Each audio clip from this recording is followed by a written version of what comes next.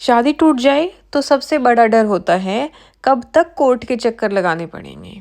क्या सालों लगेंगे तलाक के लिए? लेकिन अगर दोनों पति पत्नी तैयार हों तो सिर्फ 1 महीने में तलाक हो सकता है। अब बात करते हैं क्या है इसका शॉर्टकट, पूरा प्रोसेस क्या है। चलिए आज सब कुछ डिटेल में समझते हैं। नमस्कार दोस्तों, आज हम बात करने वाले हैं एक ऐसे टॉपिक पर जो काफ़ी लोगों के लिए इमोशनल भी होता है और लीगल भी। म्यूचुअल डाइवोर्स सिर्फ 1 महीने में कैसे हो सकता है। सबसे पहले बात करते हैं म्यूचुअल डाइवोर्स की। क्या होता है म्यूचुअल डाइवोर्स? म्यूचुअल डाइवोर्स का मतलब होता है जब पति और पत्नी दोनों मिलकर बिना किसी झगड़े के अपनी शादी को ऑफिशियली ख़त्म करने का फैसला करते हैं। इसका सबसे बड़ा फ़ायदा ये है कि दोनों पार्टीज़ अपने रजामंदी से एग्रीमेंट कर लेती हैं, जैसे कि मेंटेनेंस, एलिमनी, बच्चों की कस्टडी और प्रॉपर्टी का डिवीज़न। जब दोनों की म्यूचुअल एग्रीमेंट होती है तब कोर्ट भी जल्दी केस को डिसाइड करता है। म्यूचुअल डाइवोर्स एक तरह से दोनों की समझदारी और रिस्पेक्ट का नतीजा होता है, लेकिन इसके लिए कुछ कानूनी फॉर्मेलिटीज़ पूरी करनी पड़ती हैं, जैसे कि दोनों का कंसेंट होना चाहिए, कोई ज़बरदस्ती या मजबूरी नहीं होनी चाहिए। ये तलाक section 13B of Hindu marriage act के अंडर होता है। अब बात करते हैं 1 महीने में म्यूचुअल डाइवोर्स कैसे हो सकता है। नॉर्मली हिंदू मैरिज एक्ट के तहत कोर्ट म्यूचुअल डाइवोर्स के लिए मिनिमम 6 महीने का मैंडेटरी वेटिंग पीरियड रखता है, जिसे कूलिंग ऑफ पीरियड कहते हैं। इसका मकसद ये होता है कि दोनों पार्टीज अपने फैसले को दोबारा सोच सकें। लेकिन अगर दोनों पार्टीज ऑलरेडी अलग रह रही हैं और कोर्ट को लगता है कि रिकंसिलिएशन की कोई उम्मीद नहीं है, तो जज ये वेटिंग पीरियड रिड्यूस भी कर सकता है। इसी वजह से अगर दोनों पार्टीज तैयार हैं तो ये प्रोसेस 1 महीने तक भी कंप्लीट हो सकता है। अब बात करेंगे ये डाइवोर्स 1 महीने में कैसे मिलेगा। 2017 में सुप्रीम कोर्ट ने कहा था अगर दोनों पार्टीज ने तय कर लिया है तो कोर्ट 6 महीने के वेटिंग पीरियड हटा भी सकती है। इसे बोलते हैं waiver of cooling off period. अब बात करते हैं ये कैसे हो सकता है। म्यूचुअल डाइवोर्स के लिए सबसे पहला स्टेप होता है एक जॉइंट पेटिशन फाइल करना, जिसमें दोनों पार्टीज अपने डिटेल्स, शादी की तारीख, सेपरेशन की डेट और डाइवोर्स की वजह लिखती हैं।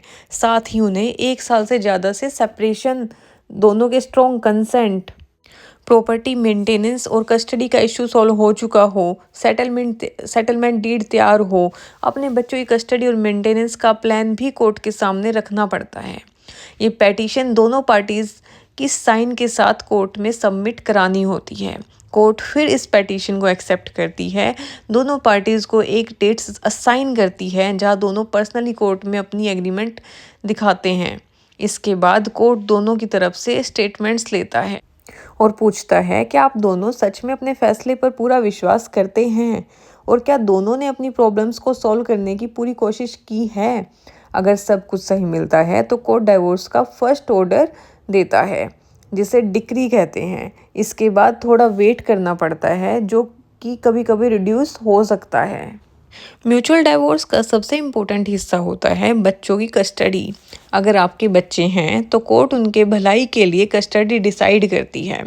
कोर्ट दोनों पेरेंट्स से पूछती है कि बच्चों की परवरिश किस तरह से होगी और बच्चों का फ्यूचर सिक्योर रहे। ये एक सेंसिटिव मामला है जिसमें दोनों पार्टीज़ को समझदारी से काम लेना चाहिए। अब बात आती है क्या क्या बेसिक डॉक्यूमेंट्स तैयार करने चाहिए। आपको कुछ बेसिक डॉक्यूमेंट्स तैयार रखने चाहिए, जैसे कि शादी का certificate, address proof, ID proof, 1 साल का सेपरेशन प्रूफ, जॉइंट पेटिशन और सेटलमेंट एग्रीमेंट अगर कोई फाइनेंशियल या कस्टडी मैटर है तो। अब बात करते हैं कूलिंग ऑफ पीरियड होता क्या है।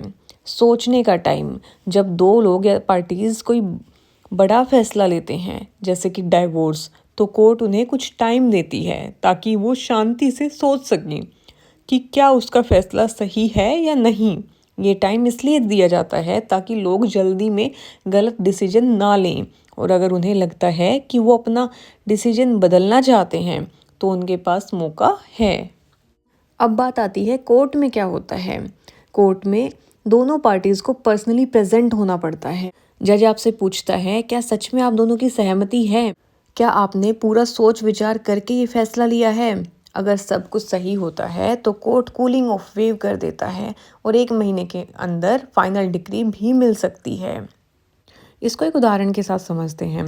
मान लीजिए रवि और पूजा पिछले 2 साल से अलग रह रहे हैं। दोनों का सेटलमेंट हो चुका है। जब उन्होंने म्यूचुअल डाइवोर्स फाइल किया, उन्होंने कोर्ट को कहा कि उनके बीच पैचअप का कोई चांस ही नहीं है। जज ने 6 महीने का पीरियड वेव कर दिया और उन्हें 1 महीने में तलाक मिल गया। अगर आप भी 1 महीने में डाइवोर्स लेना चाहते हैं तो ये टिप्स फॉलो करें। सेटलमेंट पहले से क्लियर कर लें, प्रोफेशनल लॉयर हायर करें, जॉइंट पेटिशन फाइल करें, वेवर के लिए अच्छी लीगल ग्राउंड्स दें, प्रॉपर डॉक्यूमेंट्स अरेंज करें। अब बात आती है तलाक के बाद क्या होता है। डाइवोर्स के बाद दोनों पार्टीज़ को लीगली अलग समझा जाता है।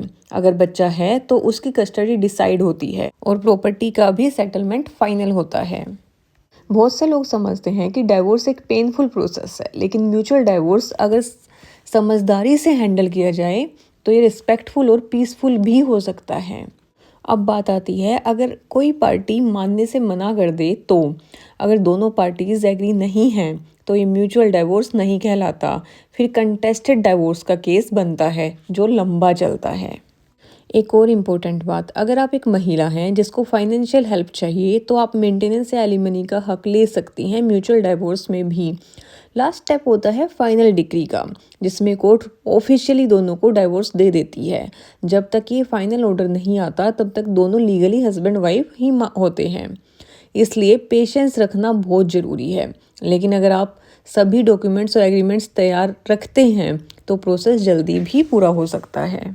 तो दोस्तों, आज मैंने आपको बताया कि म्यूचुअल डाइवोर्स कैसे होता है और कैसे आप अपना ये प्रोसेस सिर्फ 1 महीने में कंप्लीट कर सकते हैं। लेकिन याद रहे, डाइवोर्स एक सीरियस डिसीजन है, इसलिए बिना सोच समझ के फैसला ना करें। अपने लीगल राइट्स और ड्यूटीज़ को समझना बहुत ज़रूरी है। अगर आपको ये वीडियो पसंद आया हो तो लाइक करें, शेयर करें और सब्सक्राइब करें। कमेंट्स में अपना क्वेश्चन ज़रूर पूछें, मैं उनका जवाब दूंगी और अगले वीडियोज़ में हम ऐसे ही और लीगल टॉपिक्स को सिंपल लैंग्वेज में समझेंगे। धन्यवाद।